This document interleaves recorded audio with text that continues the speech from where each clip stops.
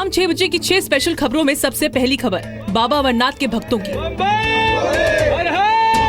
जोश से तो पूरे लबालब हैं सब। जोश में किसी भी तरह से कहीं से भी 1% की कमी नहीं है। सब अपनी यात्रा पूरी करने के जोश में है। बस मेरा भोले बाबा से अटूट विश्वास है। मैं यात्रा करके जाऊंगा, चाहे मुझे 2 दिन 4 दिन रुकना पड़े, चाहे 2 दिन, चाहे 3 दिन, चाहे 4 दिन लग जाना।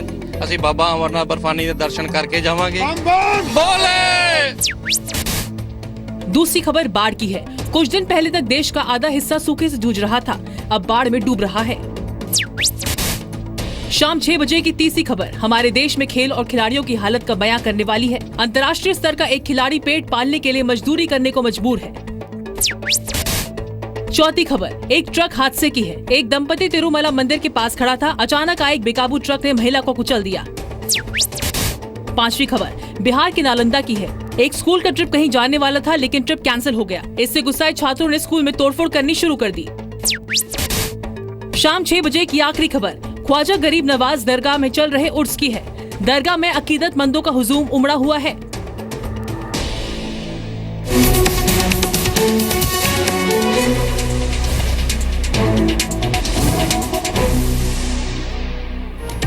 तो सबसे पहले बात करते हैं कश्मीर की, क्योंकि तनाव की स्थिति है। 3 दिन हो गए हैं, अमरनाथ यात्रा रुकी हुई है, लेकिन अच्छी बात यह है फिर शुरू हो गई है। आतंकी बुरहान वानी के एनकाउंटर के बाद पिछले 3 दिन से कश्मीर घाटी में तनाव फैला था। तनाव की वजह से बालटाल और पहलगाम कैंप में हजारों यात्री फंस गए थे, लेकिन आज सुबह बेस कैंप से 25,000 श्रद्धालुओं ने जवाहर टनल क्रॉस किया। शिवलिंग के दर्शन के लिए हवाई सेवा भी शुरू हो गई है।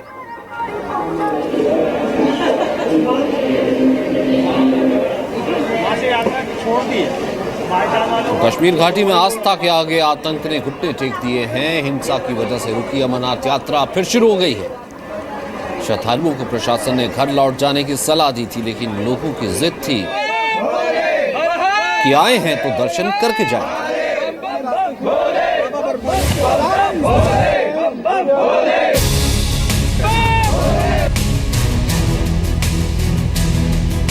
हम लोग बस इंतजार कर रहे हैं यात्रा करने के लिए। दिल में आस्था, जुबान पर हर हर महादेव। कोई 1 दिन से, कोई 2 दिन, तो कोई 3 दिन से अमरनाथ यात्रा मार्ग पर फंसा हुआ है, लेकिन न जोश में कमी है न आस्था में। जिद है बस बाबा बर्फानी के दर्शन की। यात्रा करके जाएंगे। हिजबुल मुजाहिदीन कमांडर बुरहान वानी के मारे जाने के बाद से कश्मीर घाटी में माहौल तनावपूर्ण बना हुआ है। कश्मीर में हालात लगातार तनावपूर्वक बने हुए हैं, जहां एक तरफ प्रदर्शन, हिंसक प्रदर्शन देखने को मिले हैं और जो आंकड़ा है मरने वालों का वो करीबन 21 पहुंच चुका है। करीबन 300 से ज़्यादा घायल हुए हैं लोग। इसी बीच जो अमरनाथ यात्रा चल रही है, उनके जो यात्रा पे यात्री आए थे उन पर भी ये असर पड़ा है। यात्रा मार्ग पर फोर्स को और बढ़ा दिया गया है। बालटाल और दूसरी जगहों पर फंसे हुए अमरनाथ यात्रियों को जम्मू लाया गया है। हर रोज हम यही सोच के चलते हैं शायद आज खुल जाएगी यात्रा और हम लोग यहाँ से निकलेंगे। लोगों का कहना है कि प्रदर्शनकारी अमरनाथ यात्रियों के बस को भी निशाना बना रहे हैं। हालात सामान्य हो जाएंगे, ऐसा हमारा विश्वास है। हमें भरोसा रखना चाहिए प्रदेश सरकार पर, अपने सेना बलों पर, अर्धसेना बलों पर, जिन पर हमें गर्व है, नाज है। लोग डरे हुए हैं, चारों ओर दहशत का माहौल है, लेकिन बाबा बर्फानी के भक्तों का कहना है कि जिन्होंने बुलाया है वो ही पार लगाएंगे। बाबा बर्फानी ने बुलाया है, उम्मीद पूरी है, पक्का जाएंगे, दर्शन करके आएंगे घर। पहली बार आए हैं। 6 तारीख का यात्रा में स्टार्ट था मेरा। लगभग हम 6-8 तारीख को बालटाल पहुंच चुके थे हम।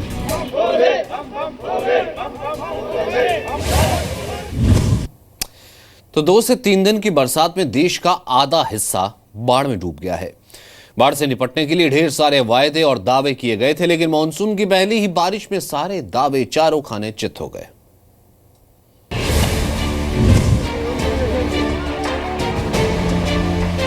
अभी बारिश शुरू ही हुई है और अभी से त्राही त्राही मच गई है। कहीं सड़क पानी में डूब गई, कहीं घरों में पानी भर गया। खेत हो, खलिहान हो या फिर गांव या कस्बा, सब पानी में डूबे हुए हैं। ये तस्वीर महाराष्ट्र के अमरावती की है। दरियापुर में बाढ़ के बीच कार में फंसे 3 लोगों का रेस्क्यू किया गया। कार सवार अचानक आई बाढ़ में फंस गए थे। स्थानीय प्रशासन ने लोगों की मदद से तीनों को बचा लिया। अमरावती में 3 लोगों को सुरक्षित निकाल लिया गया, लेकिन राजस्थान के बारा में बाढ़ में फंसे एक युवक का किस्मत ने साथ नहीं दिया। घड़ावली नदी में आई बाढ़ में ये युवक फंस गया था। नौजवान को रस्सी के सहारे बचाने की कोशिश की गई, लेकिन तेज बहाव की वजह से अचानक ही युवक के हाथ से रस्सी छूट गई और वो बह गया। युवक का कुछ पता नहीं चल पाया है। मध्य प्रदेश के गुना की इस तस्वीर को देखिए। नदी में आई बाढ़ में फंस गए किसान का रेस्क्यू किया जा रहा है, लेकिन बहाव इतना तेज है कि सारी कोशिशें बहाव के साथ ही बहती जा रही हैं। काफी देर तक चली मशक्कत के बाद किसान को सुरक्षित निकाला जा सका। मध्य प्रदेश के ही खरगोन की इस तस्वीर को देखकर सहम उठेंगे। देवली नदी में आई बाढ़ की वजह से बड़वानी मार्ग पानी में डूब चुका है। सड़क पर पानी के तेज बहाव के बीच जान हथेली पर लेकर लोग सड़क को पार करने को मजबूर हैं।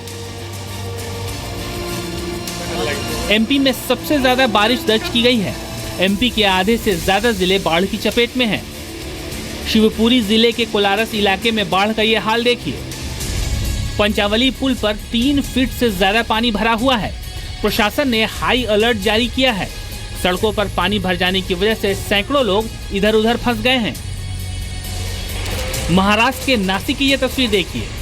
जहां तक आपकी नजर जा रही है सब कुछ पानी पानी नजर आ रहा है। गोदावरी नदी उफान पर है। नदी का पानी शहर में भर गया है। गोदावरी तट पर बने मंदिर पूरी तरह से पानी में समा गए हैं। महाराष्ट्र के ही गढ़चिरौली का हाल आपको दिखाते हैं। पानी का बहाव देखकर ही रोंगटे खड़े हो जाते हैं। सड़कों पर पानी भरा है। लोग जान हथेली पर रखकर सड़क पार करने को मजबूर हैं। असम में भी बाढ़ की भयावह तस्वीरें सामने आ चुकी हैं। जोरहाट की ये तस्वीरें देखिए। घरों में पानी भर चुका है। लोग सड़कों पर रहने को मजबूर हैं। लोगों ने सड़कों पर ही आशियाना बसा लिया है। सारा सामान सड़कों पर रखकर लोग पानी घटने का इंतजार कर रहे हैं। असम में शोनितपुर जिले के गोहपुर में हालात और भी खराब हैं। पिछले 2-3 दिनों से हो रही बारिश ने लोगों का सब कुछ छीन लिया है।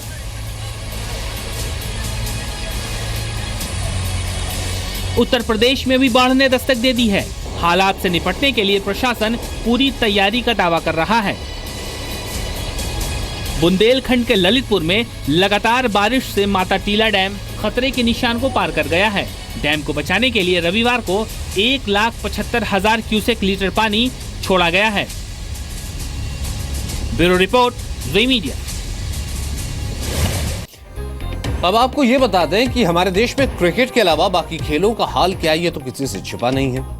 सरकार की उदासीनता से खिलाड़ी किस हालात से गुजर रहे हैं, राजस्थान के राजेश कुमार इसका जीता जागता उदाहरण है। राजेश 2007 शंघाई के स्पेशल ओलंपिक खेलों में साइकिलिंग के गोल्ड मेडलिस्ट हैं, लेकिन राजेश को परिवार का पेट भरने के लिए मजदूरी करनी पड़ रही है।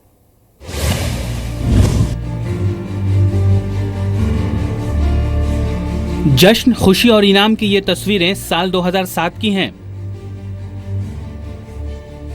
तब राजस्थान के लाल राजेश ने विकलांगता के साथ साथ 164 देशों को मात दे दी थी। राजेश ने 2007 में शंघाई इंटरनेशनल स्पेशल ओलंपिक में गोल्ड मेडल हासिल किया था,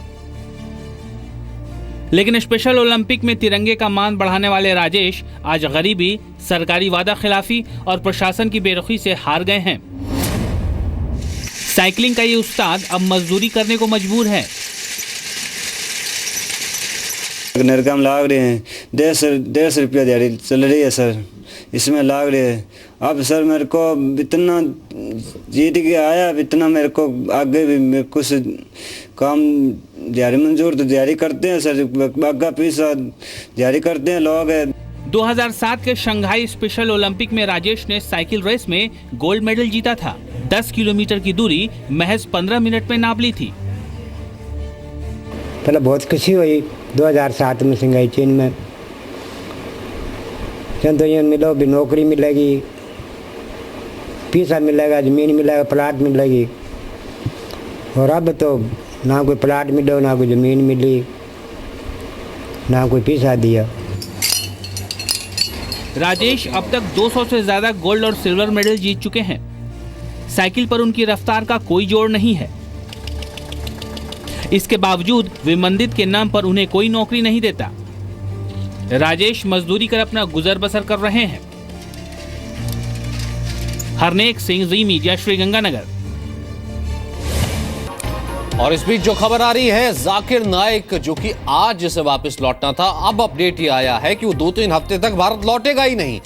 यानी कि जहां बात पूछताछ की जा रही थी, जाकिर नायर फिलहाल ये खबर आ रही है कि जाकिर नाइक अब नहीं आएगा, 2-3 हफ्ते तक भारत नहीं लौटेगा। इससे पहले इस्लामिक रिसर्च फाउंडेशन की एक वॉलंटियर ने भी कहा था कि पहले आना था, देश लौटने की तैयारी थी, हम किसी से छुपते नहीं और जरूर आएंगे, लेकिन फिलहाल तो छुपते हुए नजर आ रहे हैं। 2-3 हफ्ते तक जाकिर नाइक भारत नहीं लौटेगा।